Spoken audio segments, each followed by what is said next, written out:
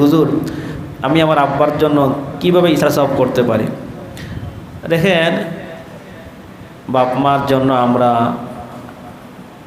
এমন কিছু করা দরকার যেগুলো আমাদের কবরে উপকার হবে। আপনি দান খায়রাত করতে পারেন বাপ মার নামে, বাপ মার জন্য আপনি নামাজ পড়ে সওয়াব পৌঁছাতে পারেন, কোরআন তেলাওয়াত করে সওয়াব পৌঁছাতে পারেন, মসজিদ মাদ্রাসা দান করতে পারেন, কোনো গরিবদের খিলাইতে পারেন, খানা খাওয়ানো গরিবদেরকে, বাপ মার জন্য সওয়াব পৌঁছান। বিভিন্ন অনেক ধরনের আমল আছে। সবচেয়ে বড় কথা, যখনই হাত তুলবা যুবক, বাপ মার জন্য দোয়া করা, যে দোয়া আল্লাহ শিখিয়ে দিয়েছেন, রব্বির হামহুমা কামা রব্বায়ানি সগীরা। আল্লাহ আমাদের তৌফিক দান করুন।